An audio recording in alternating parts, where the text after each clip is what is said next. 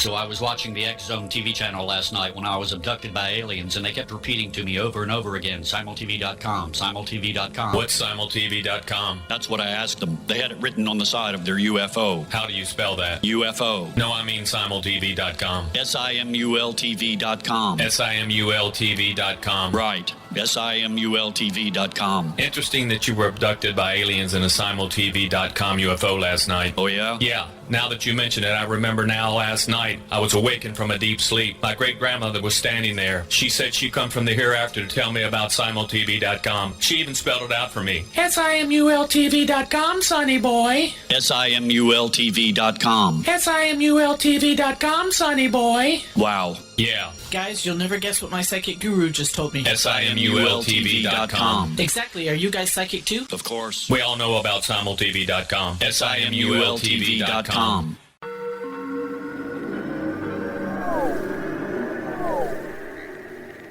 Roswell in the 21st century is a detailed re-examination of the Roswell UFO crash case. I have studied the evidence for more than 30 years, and I now put that evidence under a microscope in a cold case examination of the facts. These facts might not please everyone. They are based on my comprehensive investigation that took years to complete, but they do lead to the conclusion that whatever fell was not built on Earth. The best of Project Blue Book is based on the 22-year-long investigation conducted by the Air Force. But the book goes far beyond that, bringing in evidence that was uncovered long after Project Blue Book was ordered terminated. Using facts that were unavailable to the Air Force investigators, I was able to prove that the Air Force manipulated the data and drew unrealistic conclusions about the UFO sightings reported to them. My different perspective shows there was more to Project Blue Book than even the Air Force knew. Both books are available at Amazon.com. Join Patty Conklin and Healing Within Radio each week. More than entertainment, Healing Within offers educational, useful tools for everyday life. Listen for help overcoming fear, anxiety, and depression. Patty knows about eliminating cancer, MS, dementia, Parkinson's, and a host of illnesses that we face every day. Life can be good. Life is good. All you need are simple tools to start changing your life. Start right now by visiting pattyconklin.com, PATTICONKLIN. No matter where you are in the world, you can work with Patty through Skype, phone, or in person, visiting one of her retreats in Georgia. Visit pattyconklin.com today or call our offices at 404-474-0086. That's pattyconklin.com or call 404-474-0086.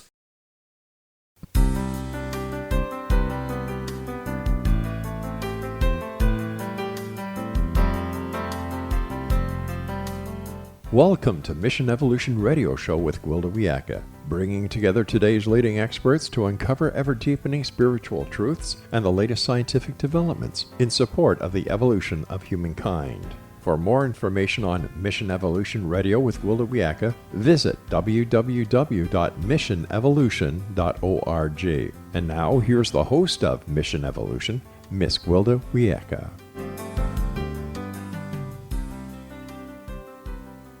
Hello, and thank you for joining me, Gwilda Wiyaka, on another exciting adventure into future possibilities. This is Mission Evolution, where we share innovative thoughts and information with today's leading esoteric and scientific experts supporting the co-creation of a better tomorrow.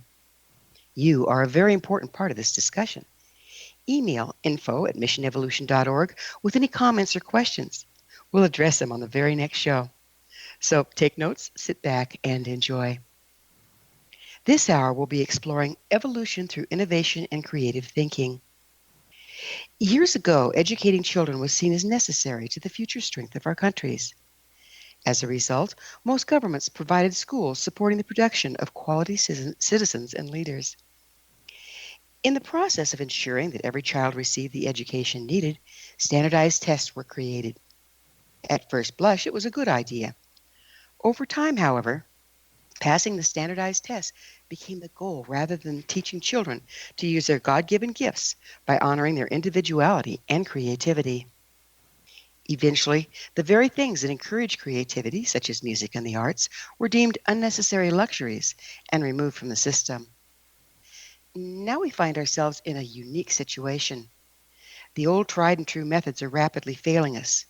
We need innovative and creative thinkers to come up with new solutions to our rapidly mounting problems.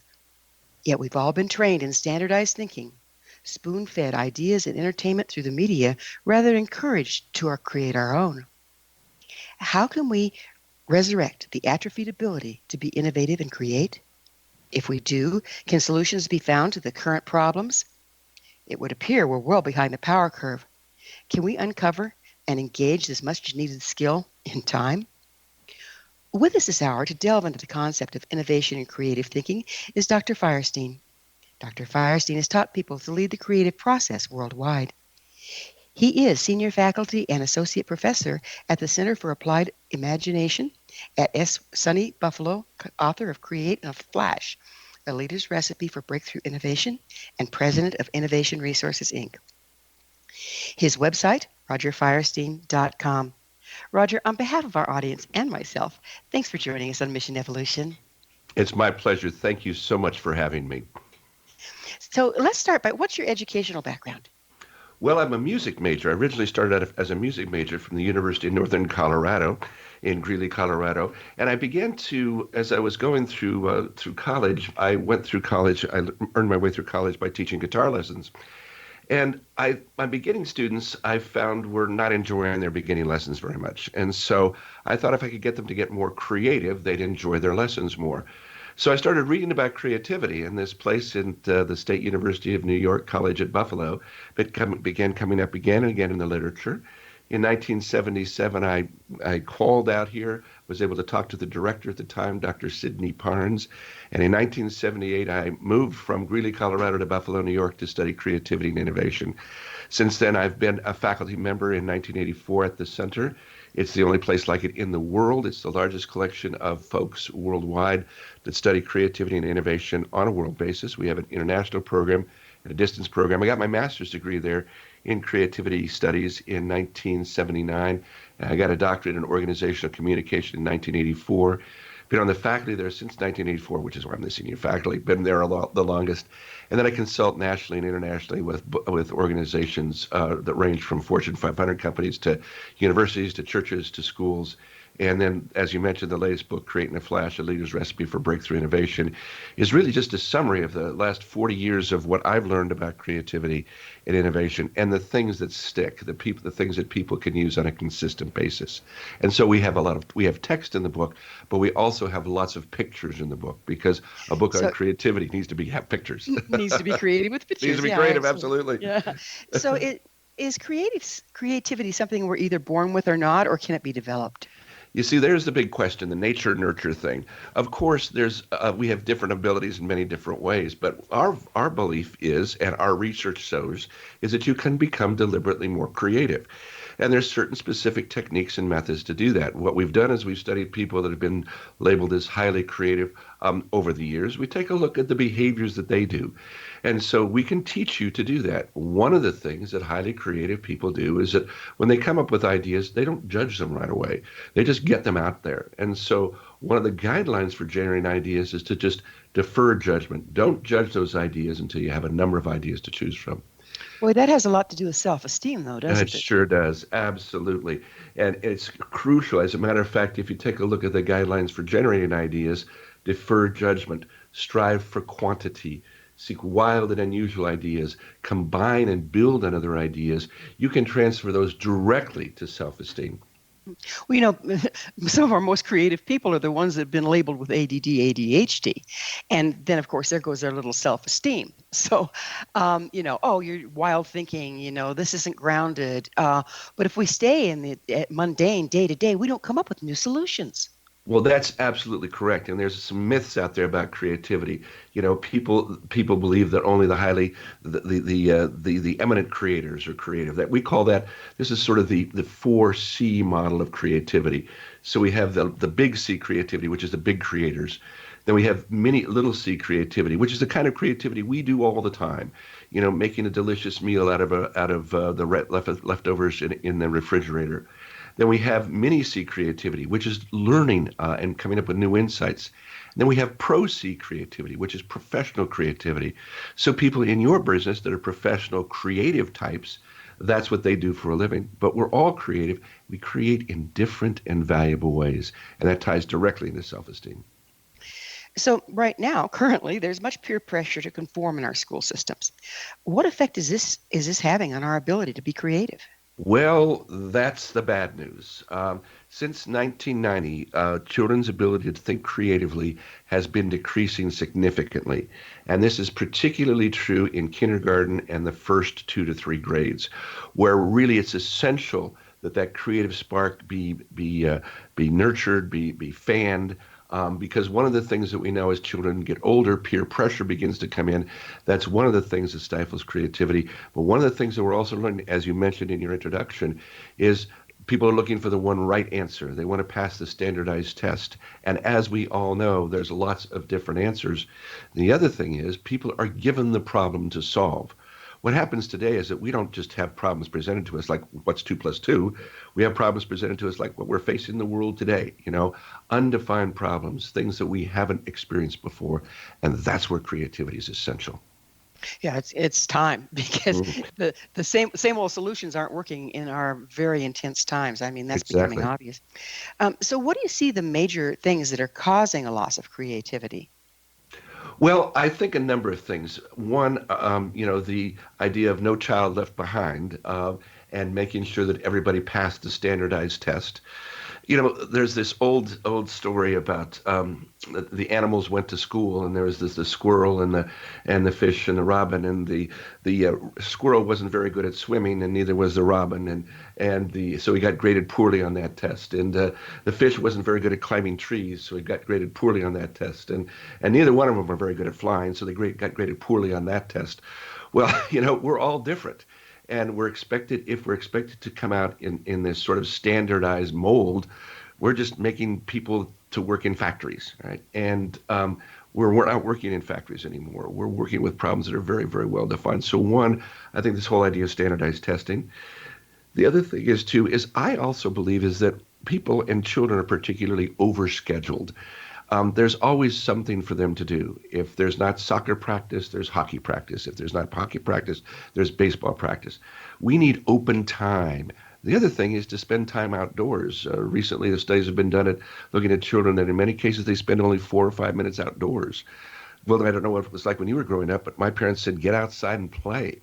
So so in that case, it's the lack of time for imagination. It's overstructuring and expecting the one right answer. And that doesn't work. Well, you brought up an interesting word, imagination. We're taught to be in our brain, not in our imagination. They're two different places. While they communicate with one another, the imagination is free flow and the brain is very linear. When children are told, oh, honey, it's not real, it's just in your imagination, increasingly, we don't go there. And isn't that where all creativity begins? Well, Albert Einstein once said that imagination is more important than knowledge because knowledge is limited and imagination spans the world and the universe. And that's what got Albert Einstein doing all of his incredible stuff. That was his imagination that created the theories of relativity. All ideas begin in the imagination, and we can have all of the knowledge, which is crucial. If you're going to be creative in a field, and if you're going to be an eminent creator, you need to know about the field. If you're going to be a great composer, you need to know how to write music. You need to know how to read music. You need to know what all the instruments do. But there's a difference between a technician and a composer. And I think in many cases what we've turned out children or folks that are just being technicians. They're reciting back what they're expected to do on the test. They're not asked to think critically and creatively. So imagination is absolutely crucial. And unfortunately, with solutions that are ready-made, like video games and things like that, and that's not a room for imagination. We need to make up those games. Yeah, well, it's about time for us to take a commercial break. However, on the other side, I'd really like to get into this being spoon-fed and what impact it's having on our ability to be creative. So Roger and I will return shortly. Don't go away. You're listening to The Mission Evolution, coming to you on the X-Zone Broadcast Network, www.xzbn.net. We will be back.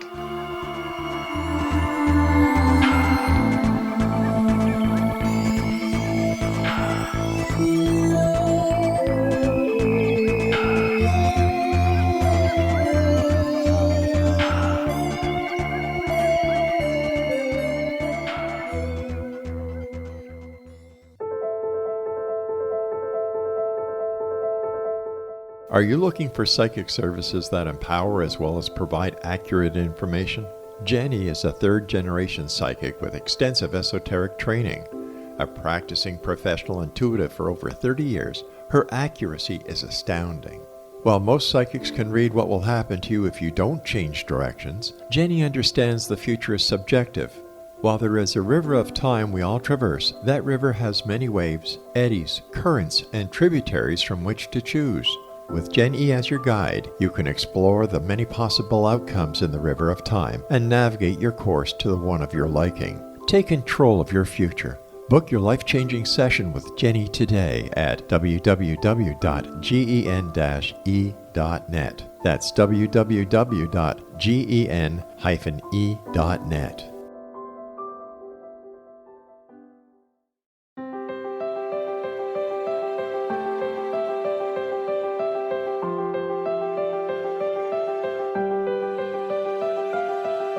Mission Evolution is dedicated to the well-being of the planet and animals, as well as the evolution of humankind.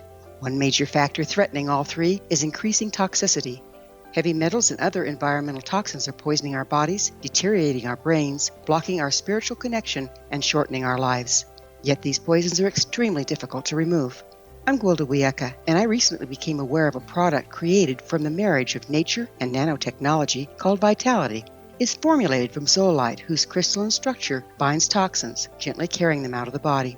The light is only as clear as the window through which it shines. Clear your body, shine your light into the world. Visit vitalityhappens.com for a 20% discount. Enter code PATHHOME.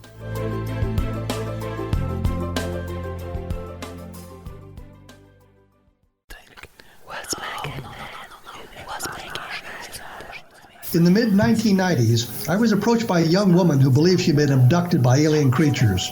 In conversations, I began a journey that took me not into the world of interstellar travel, but back through time into past lives. Under hypnotic regression administered by a professional rather than describing abduction, Jenny, as she is called, begins to tell a tale of horror in 19th century London. Her unbelievable past life seems to connect with Jack the Ripper and other monsters of the past. Throughout the session, Jenny provides a rich detail of her past lives that links some of the most horrific killers in history to one another. Using the resources of a university library in the pre-internet's day, I was able to verify some of Jenny's claims. She has knowledge that wasn't readily available to a suburban housewife. Does this prove the reality of her tales? Conversations attempts to answer that and other provocative questions. Conversations is available at Amazon.com.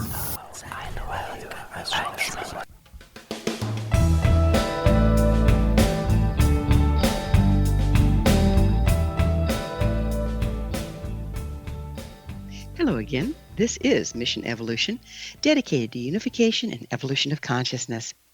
To all the members of our faithful and thoughtful audience, we really value your opinion and would love to hear from you. What do you think about evolving through innovative thinking?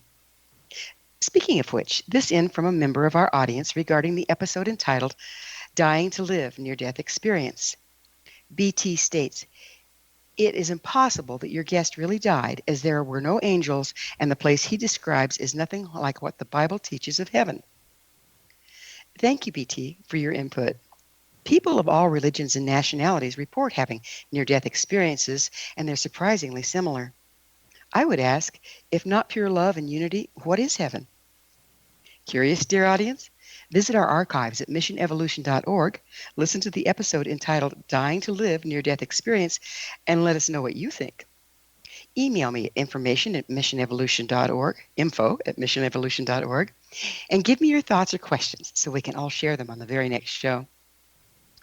With us this hour, discussing creative thinking and innovation, is Roger Firestien. His website, rogerfirestien.com. Roger, we were just getting into, this is another one of my concerns. Do you see the use of television and the media to occupy children impacting their ability to create for themselves? Absolutely. It's a wonderful babysitter, all right? And once again, as we talked about in the first segment, people believe that a problem can be solved in 30 minutes or an hour, all right? And that there's some wonderful solution out there. So one, I think in many cases it's shortened attention spans. We've talked about that a lot. That's going on a lot. And the other thing, too, is it gives us the idea that there are these tried and true solutions, right? And most television shows follow a usual plot. You can usually predict it. But just by sort of being spoon-fed and watching, you're a participant, okay? You're not a participant. You're just having it being spoon-fed to you. What you need to be able to do, and what we find, is to be involved in it, to participate in the problem-solving activity. There's wonderful activities out there for children. One of the things is called Odyssey of the Mind, where in grade school and high school, children make up inventions, and they make up inventions to solve particular problems. And they have wonderful competitions around this. And it's extraordinary, the ideas, the things that these children make and begin to make happen. And that really expands their thinking, as opposed to being a passive receiver of information. These folks are digesting information and making different connections. And that's the essence of creativity. Years ago, they started opening up Montessori schools, and they're driven by the child's gifts and interests versus standardized stuff. And now they're finding that some of the most creative and successful adults actually went to Montessori as children. So it does make a difference. And isn't Montessori just preschool? I mean, or is it through the lower grades? I can't remember how far it goes. It goes through 8th grade, yeah. So okay, great. My daughter was in Montessori school until about the 3rd or 4th grade, and now she's in medical school. And so, just a little proud dad here. But that whole thing about, and I have other friends who are in the innovation and creativity business that have been Montessori school teachers and have worked with these children. And yes, because what we've done is the kids focus on areas that they're interested in. Now, they do need to have some broadness in education, but if they really want to focus on an area, they can do that. The other thing is, when we give children bits of information in 45-minute segments, which I believe is about what the period is for a school, you don't get any continuity. You don't get any depth in education. Don't get any depth in learning. And so if we need to, I recommend that we reorganize schools so that folks can spend days or weeks working on a particular topic, digging deeply into that. Also, a lot of things that are going on, particularly in education at the higher level, is we're doing more with group instruction. So the professor isn't just sort of the sage on the stage up there doling out information. The professor is a facilitator of learning, where students are exchanging ideas, exchanging data. That's much more realistic than having just someone up in front of the room and children in rows and getting the information fed to them and then regurgitated on a test. That's right. Not real. Yeah. Yeah, because when they become adults, then where's the sage on the stage? All of a sudden, right. They're hanging in the wind. They've never been taught to interact and create together as a group. And boy, do we need that now. We certainly do. And that's the other thing, too, that I think one of the things that's going on right now is in many cases a failure of education. Whether you take a look at the political system, what we're facing right now with world crises is that people haven't been taught to think creatively, to think innovatively, to redefine what the problem is. And the other thing that's really occurring right now is that this is the time for creativity. Oftentimes people think that creativity functions where we have no limitations and whatever comes to mind you can get up there and you have unlimited money. No, creativity thrives when you have limitations. A kite needs a string to fly, all right? We need limitations to work within, and then we can just blow those limitations out, redefine the problem, come up with so many ideas within that boundary. Now's the time to be creative. We might even find a creative solution for toilet paper, right? That has been the rage, We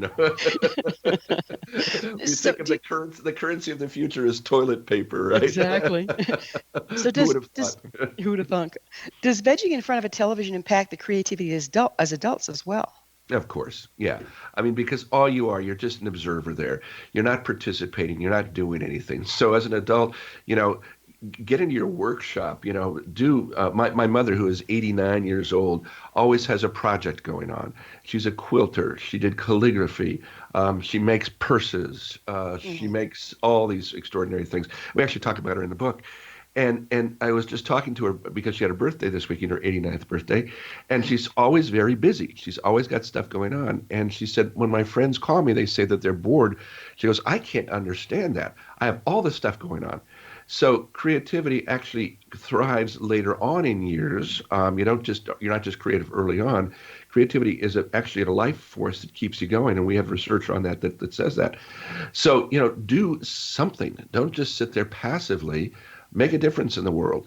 Quilt, draw, right. And there's so many things that we can do. There's so much richness in this world of things that we can create with. It's extraordinary. Well, the mindset that, you work until you retire and then you go, sit with a fishing pole, maybe if you have anything left in you. That mindset is taking away our richest resource, which is the substance that the elders have gathered over years and years and years. And if they don't continue to participate and create, we're losing all of that. And I see that as being a huge problem. Do you? Absolutely. It's a really huge problem. And the other thing that you find too is that people that are doing the work that they love, they don't retire. I mean, I love what I'm doing, and I'm going to be 65 this year, and the sixth book just came out, and we're having all these wonderful conversations, and I'm working with young people in this, and we're teaching and everything. Why would I retire when I'm doing something that I'm passionate about? Exactly. And so, and I think that was the intention originally, that, okay, you retire, then you do what you want to do. Well, wait a second. Why don't you do what you want to do and make a living doing that? And so I tell my students, as one of my mentors said to me, do what you love and the money's going to follow. But it's important to do what you love. Well, isn't that doing what we love? Isn't that the guidepost to take us into where we're truly creative and can make a difference? Absolutely. I mean, do you think that when the Beatles first came out, they played music for money? No, they played wherever they could. And so that's also the thing that we call intrinsic motivation. We find that people are going to be most creative when they're intrinsically motivated by the task. In other words, they're doing the task for doing the task. So if you love to garden, chances are you're going to be probably pretty creative about your gardening. If you love to write, chances are you're going to write some pretty creative and interesting stuff. If you like to build things and you have the skills, you're going to create some pretty creative stuff. So one is motivated intrinsically because you love to do it, then having some task skills so that you know how to do it. And then the third thing is the motivation to do it. And that's the thing. I'll take a person that's motivated and intrinsically motivated anytime, and because they can move the task forward. What about the other side of that coin, though? I find that I can be doing dishes or laundry, and I still find joy in the task. And it seems like we've labeled so many things as mundane and beneath us that we're taking the joy out of everyday life. Oh, my goodness. Absolutely. Well, there's some wonderful Zen things around that. When walking, just walk. When sitting, just sit.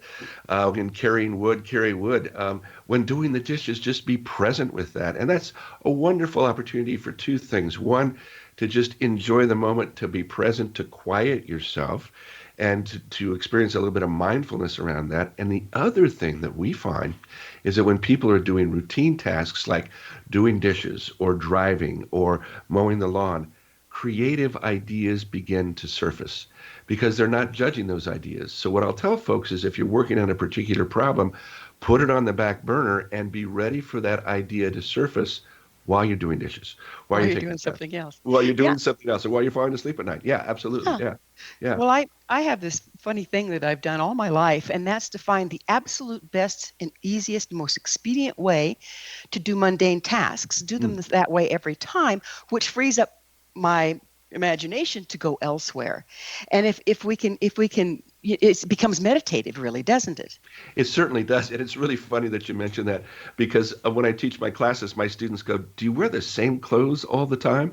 So for a person in the creative business, I've got like 5 blue pinstripe shirts and jeans and stuff that I wear consistently because one of the things that we think about is decision fatigue. In other words, when you have those routine, mundane tasks, you don't have to make decisions about it. You put your mind on neutral, you do it, and then you leave all that other bandwidth in your mind available for those new ideas to begin to surface. So you're actually nurturing your creativity that way.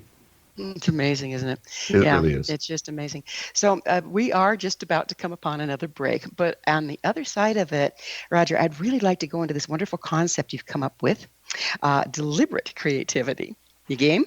I sure am. Okay. But it is time for another quick pause. Roger and I will return to our discussion shortly, so you stay right there. This is the Mission Evolution, where we come to you through the X-Zone Broadcast Network, www.xzbn.net.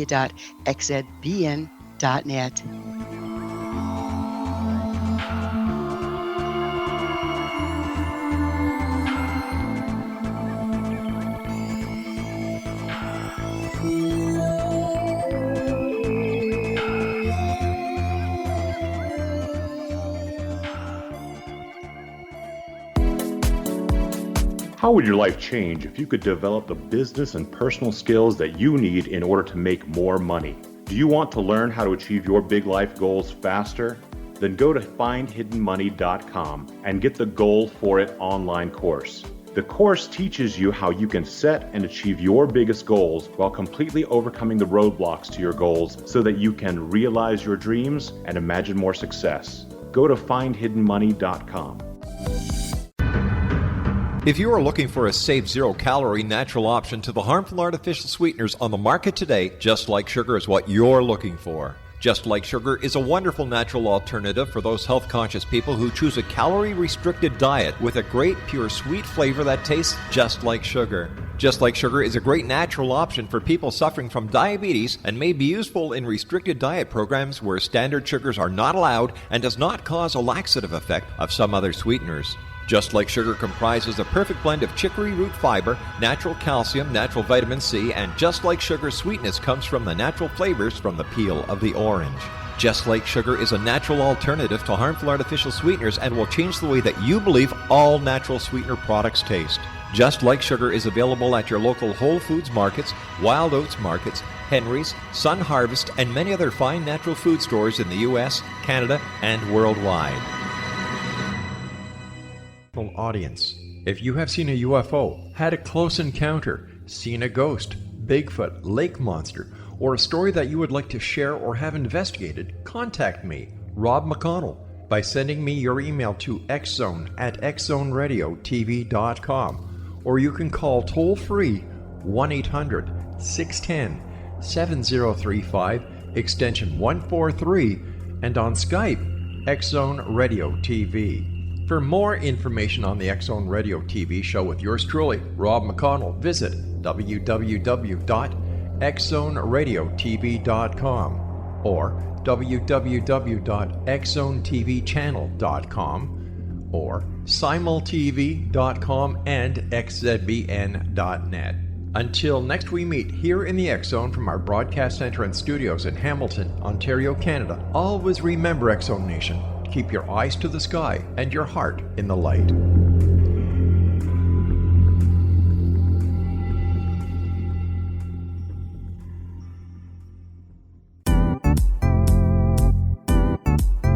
Memorable dynamic presentations are a not-so-secret weapon in the business world.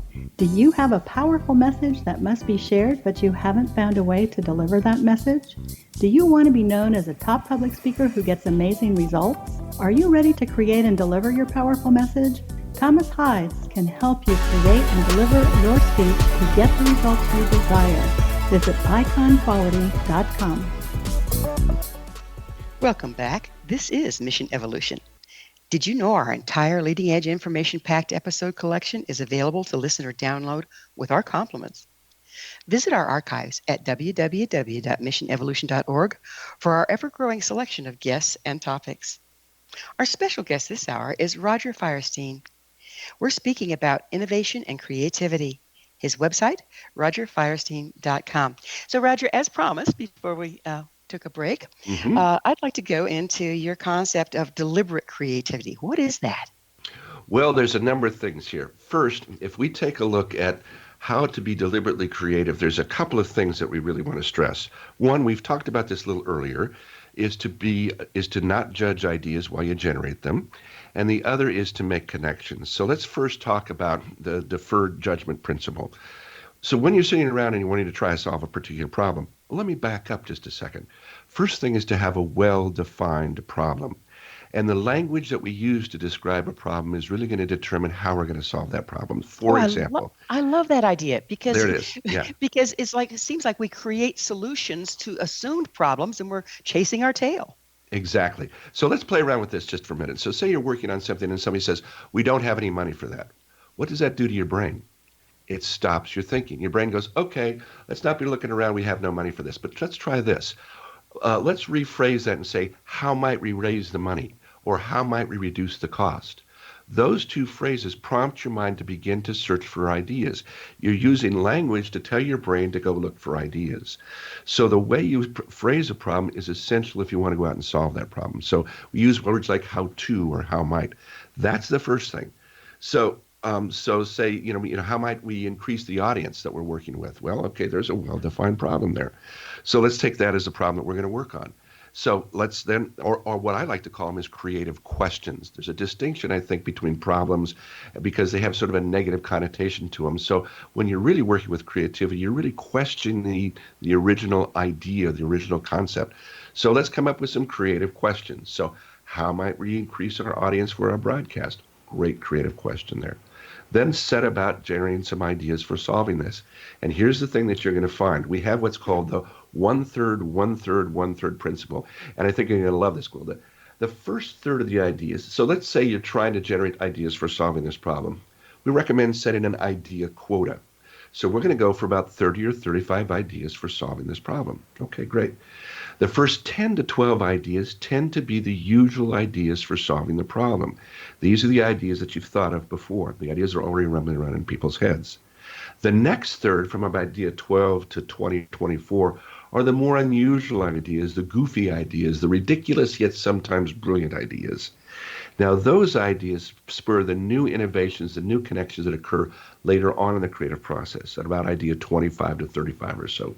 Incidentally, if you hit your quota of about 35 ideas and you're really moving, let yourself go. You'll be real pleased with the ideas that you get after that quota. But the key learning date from that is if we're sitting around and generating 10 or 12 ideas for solving a problem and you think you're getting real creative, you're not. All you're doing is getting those ideas that are already rumbling around in people's heads. The creativity comes in the stretch. The innovation comes in the stretch. I love that, in the stretch. In the stretch. But don't we need to back up and examine what we view as the problem to start out with? We can define it well, but if it's not really the problem, we're wasting our time. How do we decide if it is indeed worth our zeal?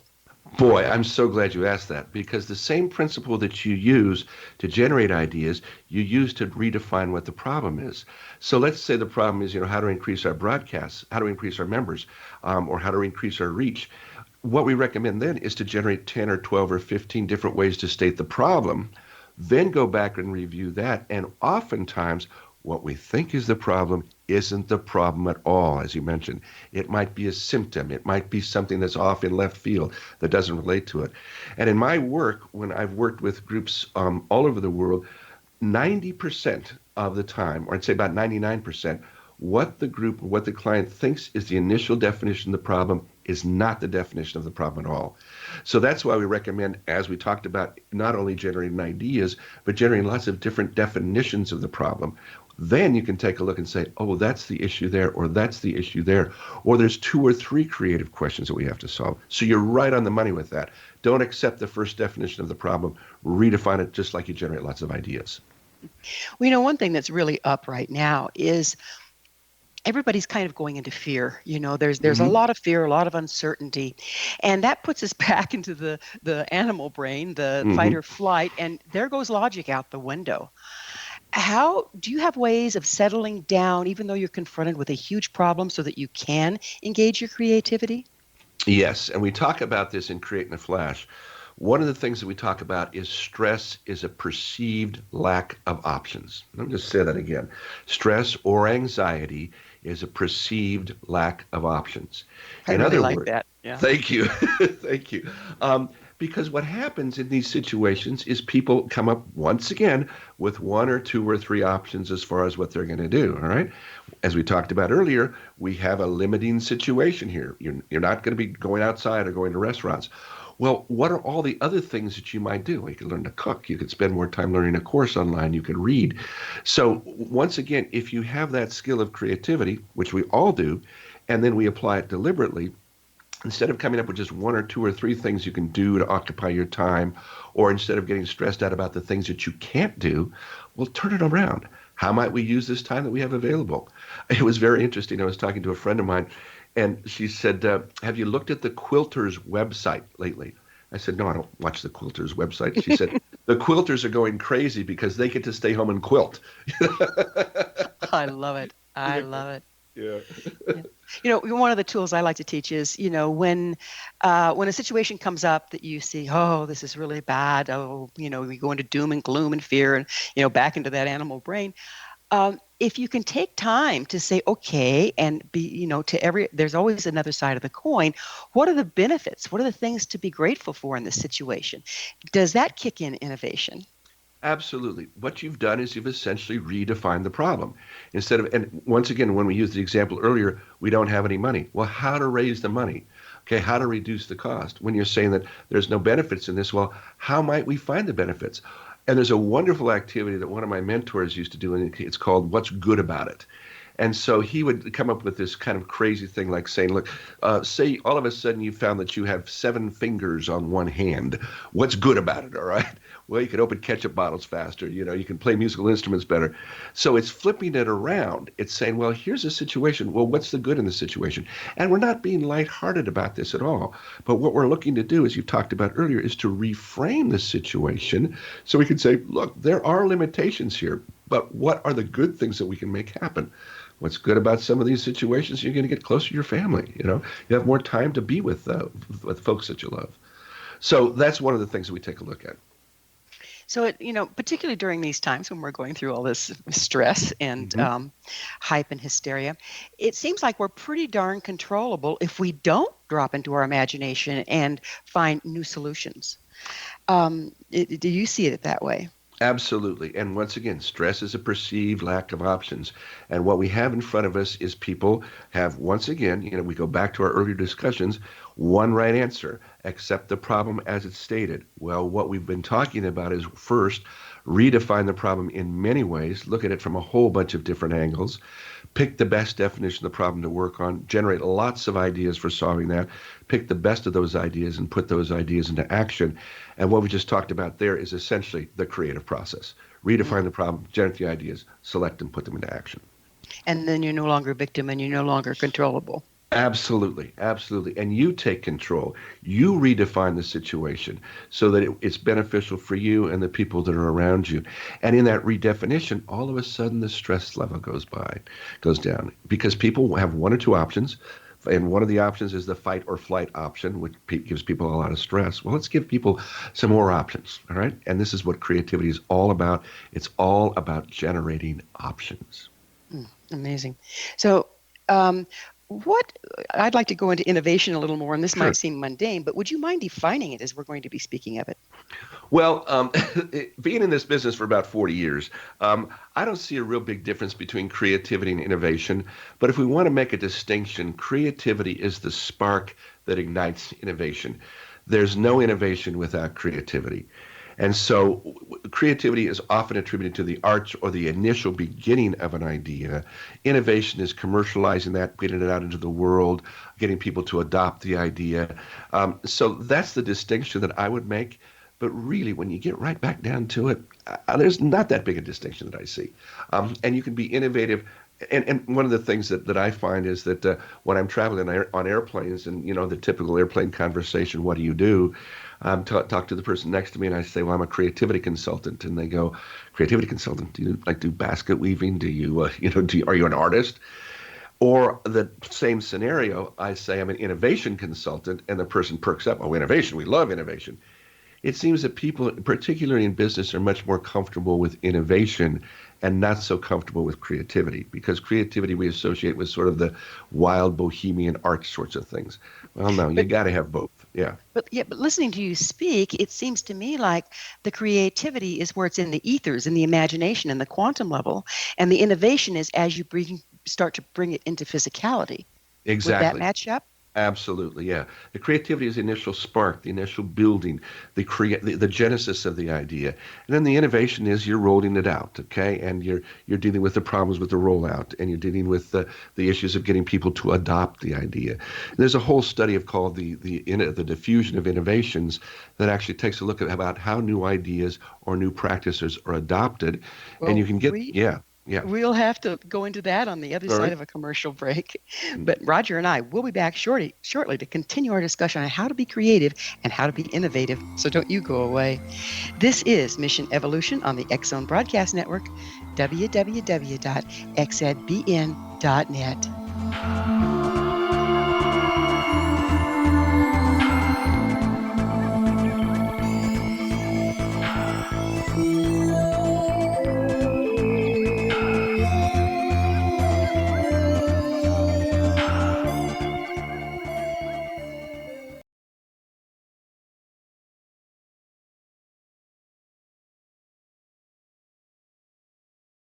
So I was watching the X-Zone TV channel last night when I was abducted by aliens, and they kept repeating to me over and over again, simultv.com, simultv.com. What's simultv.com? That's what I asked them. They had it written on the side of their UFO. How do you spell that? UFO. No, I mean simultv.com. simultv.com. simultv.com. Right. simultv.com. Interesting that you were abducted by aliens in a simultv.com UFO last night. Oh, yeah? Yeah. Now that you mention it, I remember now last night I was awakened from a deep sleep. My great-grandmother was standing there. She said she come from the hereafter to tell me about simultv.com. She even spelled it out for me. SIMULTV.com, sonny boy. simultv.com. SIMULTV.com, sonny boy. Wow. Yeah. Guys, you'll never guess what my psychic guru just told me. simultv.com. Exactly. Are you guys psychic too? Of course. We all know about simultv.com. simultv.com.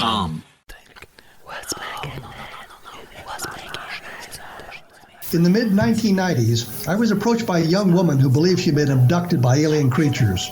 In conversations, I began a journey that took me not into the world of interstellar travel, but back through time into past lives. Under hypnotic regression administered by a professional rather than describing abduction, Jenny, as she is called, begins to tell a tale of horror in 19th century London. Her unbelievable past life seems to connect with Jack the Ripper and other monsters of the past. Throughout the session, Jenny provides a rich detail of her past lives that links some of the most horrific killers in history to one another.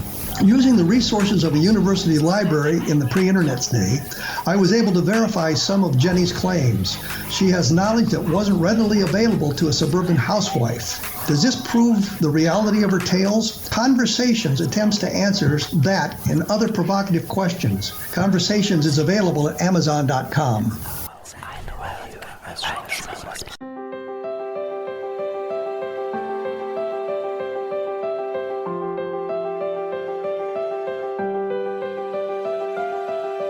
Mission Evolution is dedicated to the well-being of the planet and animals, as well as the evolution of humankind.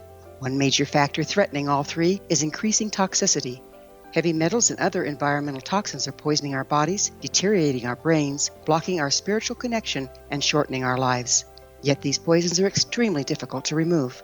I'm Gwilda Wiyaka, and I recently became aware of a product created from the marriage of nature and nanotechnology called Vitality. It's formulated from zoolite, whose crystalline structure binds toxins, gently carrying them out of the body. The light is only as clear as the window through which it shines. Clear your body, shine your light into the world. Visit vitalityhappens.com for a 20% discount. Enter code PATHHOME.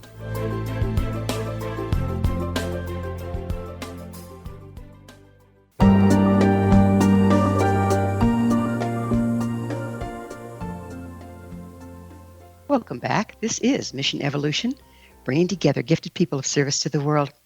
I love to hear from our audience. Your thoughts are very important to me. Suggest a topic or guest that you think would be of interest. You can email us at info@missionevolution.org. This hour, we're sharing thoughts with Roger Firestien. His website, rogerfirestien.com. Roger, we were about to go into more deeply into innovation and creativity, how they interact, and how you engage both of them. Yes, let me give you an example of that. And let's take two examples because as we were thinking about this over the break, I think you'll find this really fun. So let me ask you this. What do waffles and sneakers have in common? You're going to have to tell me. I'll be happy to. Okay, so here's the story.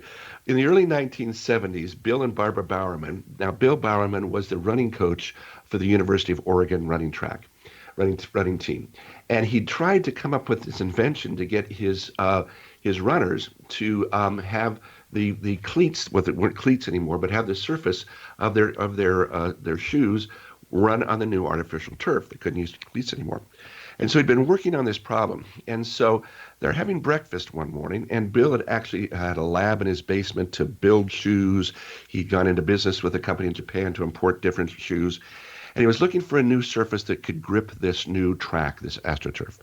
So Barbara is making waffles one morning. And I think you can know how the story ends, all right? She opens the waffle iron. He looks at the waffle pattern, and he goes, that just might work for my shoes. He grabs the waffle iron, runs to his basement. By the end of the day, he had prototyped the Nike waffle trainer. Wow. So that's connections. And so go ahead, yeah. Well, we have to remain open to them, right?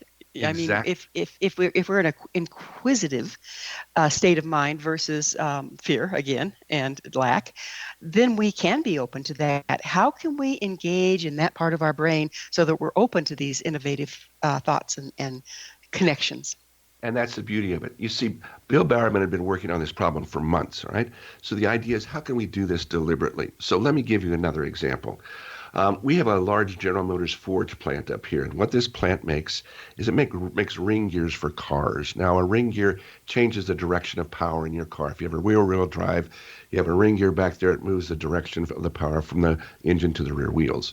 The way you make a ring gear is you take a hot piece of metal, you put it into a die, you put about 50 tons of pressure on it, and this ring gear comes out the other side. Now, that was until a number of years ago when these gears began to get stuck in the dies. And so what would happen is the operators would put a slab of grease on the die would hold the residue, the dies would break. Each die was costing about $4,000 or $5,000 a piece. They were breaking about, they were breaking about 10 of these a week. Big problem, right? Now, some of the folks have been trained in creative problem solving at this plant because they'd worked with us over the university. And so one day at the end of the shift, a couple of the team leaders brought together a group of folks that were from all over the plant. He gathered whoever he could who was trained in creative problem solving. And they started to work on the problem of how to prevent the ring gears from getting stuck in the dies. And this goes back to our making connections that we talked about a little bit earlier. So they started to generate some ideas, and then they got stuck. And one gentleman said, you know what? He said, we've got a sticking problem here. He said, my wife's got this product that's called Pam. You spray it on the pan, and the vegetables don't stick to the pan. What if we sprayed the gears with Pam? Now, there's a chemical engineer in the group, and he said, you know, Pam probably won't work, but an oil and soap solution just might do it. They rush out, they buy spray bottles, they get about 50 cents worth of solution, about $1.50 spray bottle. This $2 solution they spray on the dies, the gears don't stick. They save $50,000 a week just by the simple connection of making a cooking product a connection with an industrial problem. So by being open to that, by allowing folks to come up with those unique ideas and to make those connections back, and then by following those guidelines of not judging those ideas, they solved a $50,000 a week problem. And solution being the key word there, right? Exact solution is the key word. Display the solution on the die, yes. So let's change gears a little bit here, but you're kind of leading into it. Can working in groups rather than individually enhance our ability to problem solve? Think tanks, if you will. Yes, both. First off, when you're working with groups, the biggest challenge with groups is that they think they're brainstorming and they're not, okay? So when you're brainstorming, when you're getting creative in a group, there's specific guidelines that you need to follow. First, defer judgment, strive for quantity, seek wild and unusual ideas, combine and build on those ideas. The second thing is when you have a group, it's crucial to have a facilitator, and that's what I train people to do, is to facilitate these creativity groups. The facilitator's job is not to contribute to the content of the session. They are the process experts, all right? So they run the process of getting the group to generate lots of different creative questions, selecting those creative questions, generating lots of ideas, selecting those ideas, and then putting together an action plan.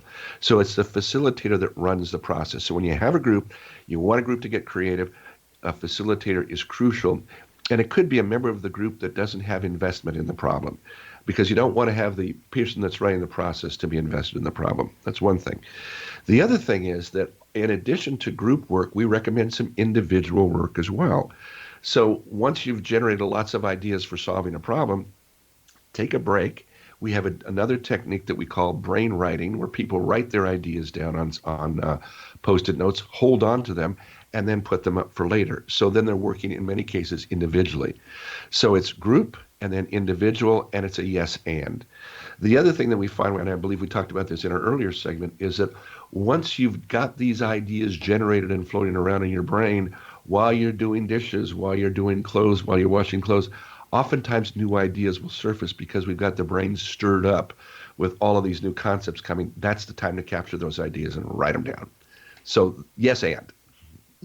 So how important is being a team player rather than ego involved in the group creative problem solving process? You know, it's really interesting when you mention that, because we have people write their ideas down on a Post-it, say it, and put it up on the flip chart. But when the person or the problem owner selects those ideas, very rarely do people really kind of claim any ownership over them, because what you see happening is that a person might have a gem of an idea, and then another person will build on that idea, and another person will build on that idea. And so in a well-run idea generating session that has a facilitator, the ego is left at the door, all right? Because we're working on the problem. And if you follow the guidelines, and that's the beauty of having a facilitator there to reinforce the guidelines in the process will work, the egos get leveled out, and you come up with new and innovative solutions. But it's that deferred judgment thing that's really, really crucial. It sounds like it would be. So how can creativity and innovation help us evolve as human beings? Well, if we take a look at creativity as human beings, it's the highest function of what we do as humans. It's what we're born to do. We're born to create. And as we talked about earlier, we're all creative, and we all create in different and invaluable ways. And particularly in times like this, when we're involved in some very challenging times, this is an opportunity to evolve. This is an opportunity to use these methods to not judge ideas, to build on the ideas of others, and move up to that really high functioning aspect of our brain, and that's creativity. So it also seems like, from what you're saying, that pulling together and leaving the ego at the door is going to be paramount here. Absolutely. And when we do these sessions like this, it's crucial to have someone there to lead the process, to help people leave their egos at the door, and then once again, don't judge. So what we're saying is defer judgment, not suspend judgment. So hold off the judgment of the ideas until a bunch of them are generated, and then judge. But don't judge ideas and generate them at the same time. It's not effective at all. So it sounds like you're kind of talking about the difference between judgment and discernment, too. Judgment and discernment, or divergent thinking and convergent thinking, or writer's mind, editor's mind. Yeah, just not judging and then discerning later. Absolutely. So would you mind telling our audience where they can find your book? Yes, the book is on Amazon. It's Create in a Flash, a leader's recipe for breakthrough innovation. You can purchase it through Amazon. You can also purchase it through Barnes & Noble. Just go there and they will be happy to special order the book for you. Or you can also go to my website, rogerfirestien.com, and click on the Create in a Flash book tab. Will take you right to it. Fantastic. What is your vision for the future, Roger? Well, you saved that for last. And you better hurry. You got it. Well, my vision for the future is based on the work that I've done. I've trained more people to lead the creative process than anybody else in the world. I'm so delighted to be able to do that.